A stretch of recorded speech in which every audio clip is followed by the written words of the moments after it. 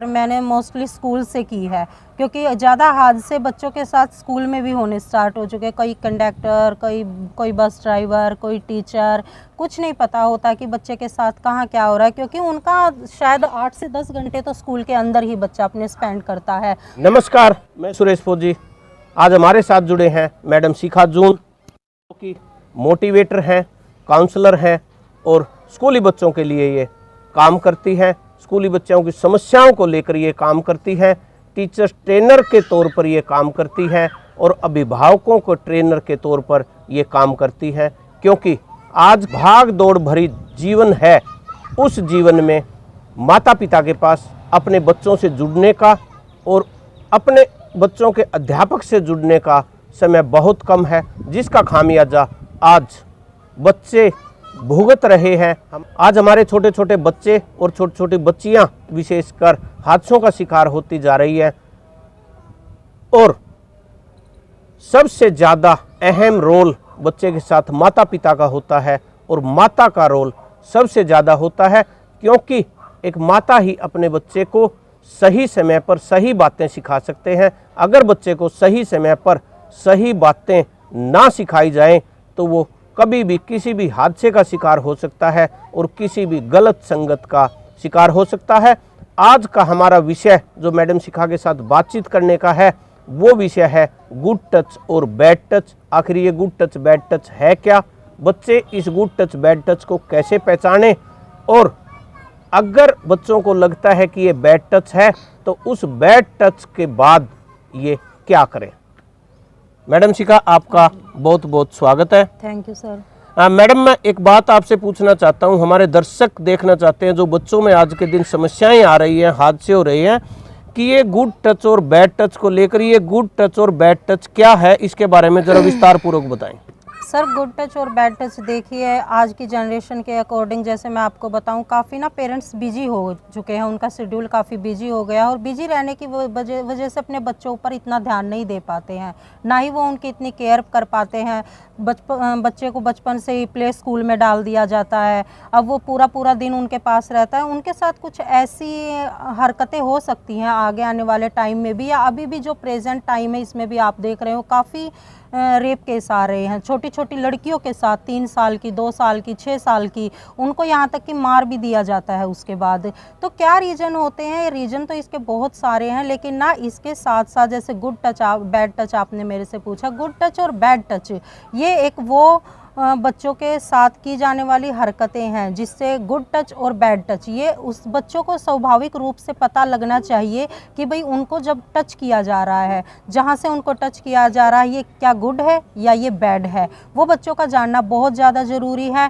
Good touch और bad touch का बच्चे को जिस तरीके से अगर पेरेंट्स हैं, स्कूल में टीचर से ये सब बताएं कि ये बेटा अगर आपको यहाँ टच किया गया है ये गुड टच है, अगर आपको मुँह पर टच किया गया ये गुड टच है, अगर आपको इनर पार्ट्स पर, आपकी चेस्ट पर या आपके लिप्स पर टच किया गया ये बैड टच है। इस तरीके से हम बच्चों को बता सकते हैं ताकि वे आने वाले टाइम में खुद को भी सेफ रख सकें और इसकी नॉलेज के साथ साथ वे अपने पेरेंट्स को भी, अगर उनके साथ कुछ ऐसी हरकतें हों, उनके अंदर इतना कॉन्फिडेंस होना चाहिए कि वो जाकर अपने पेरेंट्स को इसके बारे में बता सकें। मैडम, बैड टच की अगर मैं बात करूं तो बच्चा कहाँ कहाँ छुआ जाए कि उसके बाद बैड टच बच्चा माने, क्योंकि आज हमें बच्चे को बताना है कि यहाँ छूना बैड टच है। देखिए, ये जो आज के टाइम में क्राइम ज़्यादा किए जा रहे हैं, ये हमारे कोई नियरेस्ट या हमारे कोई क्लोज हैं, आपके रिलेटिव हैं, जिन लोगों पर हमें बहुत ट्रस्ट होता है, पेरेंट्स भी उन पर ट्रस्ट करते हैं, उन्हीं के से ये ज़्यादा केसेस आप देख लीजिए, पीछे उठाकर भी ये ज़्यादा केसेस हमारे नियरेस्ट ही करते हैं। तो हमें बच्चों को बताना चाहिए, अगर आपको लिप्स पर टच किया गया है ये बैड टच है, अगर आपको चेस्ट पर टच किया गया है, आपकी चेस्ट पर हाथ लगाया जाता है ये बैड टच, अगर आपको इनर पार्ट्स पे टच किया जाता है ये बैड टच है, अगर वो कोई आपका नियरेस्ट आपका या फिर कोई रिलेटिव है आपके घर आया है, बच्चे को बार बार छूने की कोशिश कर रहा है, तो वो बैड टच है। या फिर उसको कहीं अकेले ले जाकर कुछ इस तरीके से उसको बहलाना चाहता है और बहलाकर वो उसको इनर पार्ट्स पे या उसके लेग्स पे या उसकी कमर पे, थाइस पे कहीं भी वो हाथ फिरा रहा है, ये सब बैड टच होते हैं। और इनको बच्चों को समझना चाहिए कि ये आपके साथ जो होने वाला है ये कुछ ना कुछ गलत ही है। ये हमारे पेरेंट्स की जिम्मेदारी होती है कि अपने बच्चों को पहले ये बातें हम समझाएं। मैडम शिखा, अगर बच्चे को लगता है कि ये बैड टच है, जी गुड टच नहीं है, तो उसके बाद बच्चा क्या एक्शन ले, क्या करे कि वो बच सके?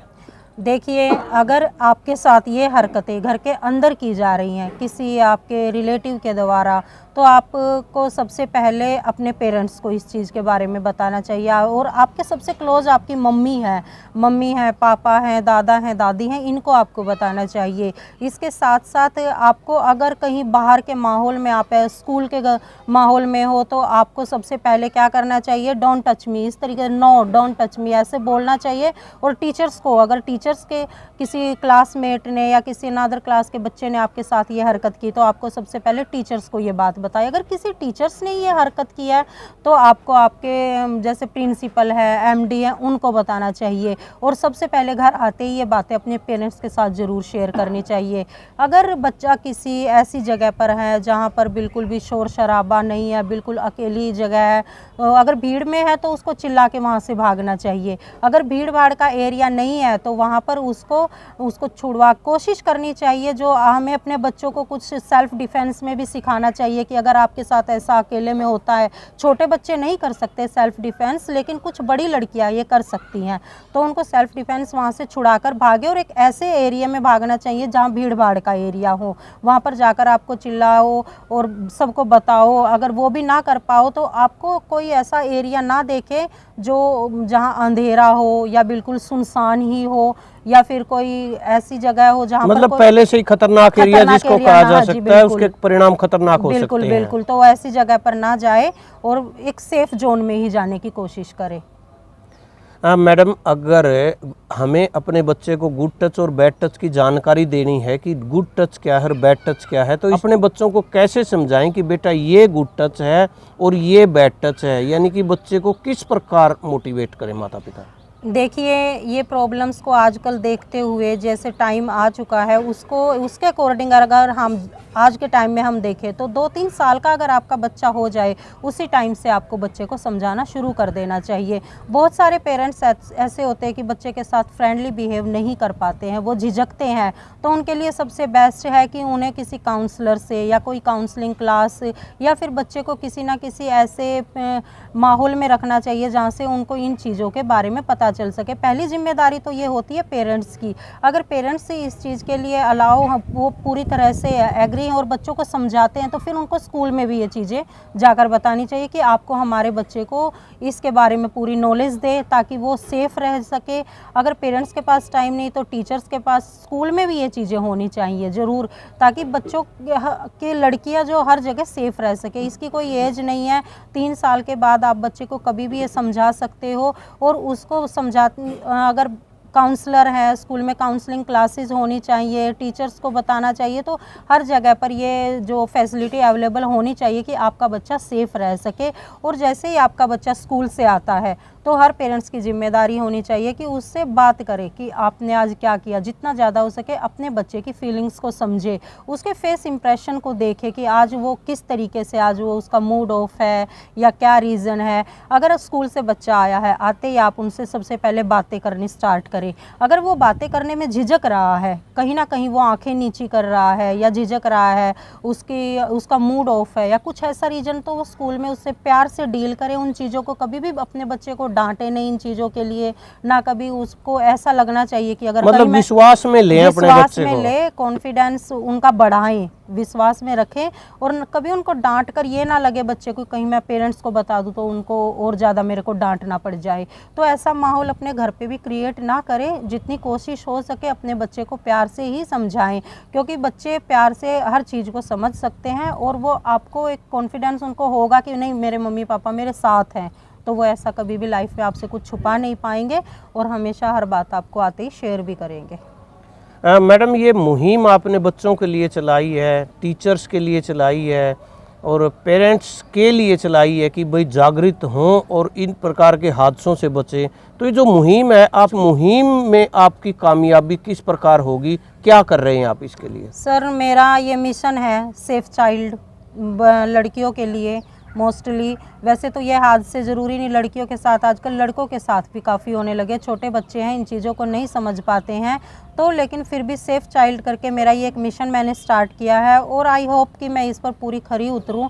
हर जगह पर मैं यही हर पेरेंट्स को, हर टीचर्स को और बच्चों को यही समझाना चाहूँगी कि बी सेफ़, हमेशा सेफ़ रहिए और गुड टच और बैड टच को समझें कि ये क्या है और आगे इन चीज़ों से हम कैसे बच सकते हैं, अपने बच्चों को हम कैसे बचा सकते हैं। एक माहौल ऐसा क्रिएट करना मैं चाहती हूँ कि बच्चा जहाँ पर भी, कहते हैं ना बच्चे, वो अगर नींव मजबूत होगी बिल्डिंग अपने आप अच्छी खड़ी हो सकती है। और हमारे बच्चे ही हमारा भविष्य हैं। अगर हम देखें तो अगर हमारी नींव मजबूत नहीं है तो हम कुछ नहीं कर सकते। तो हमें बच्चों को ही फोकस रखना चाहिए, उनको हर चीज़ की नॉलेज होनी चाहिए, उनको हर चीज़ के बारे में पता होना चाहिए। गुड टच बैड टच, बच्चे को इसके बारे में नॉलेज होनी चाहिए। तो मेरी स्टार्टिंग ये जो मैंने की है एक मिशन की तरह ही स्टार्ट की है, सेफ चाइल्ड।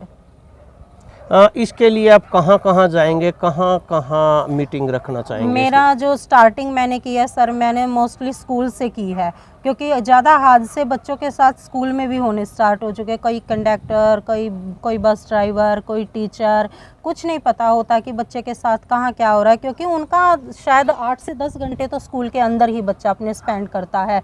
तो मेरी जो स्टार्टिंग मैंने की है वो स्कूल से ही की है। बहुत बहुत धन्यवाद मैडम शिखा। इस वक्त आप मैडम शिखा को सुन रहे थे, जो कि एक काउंसलर हैं, मोटिवेटर हैं।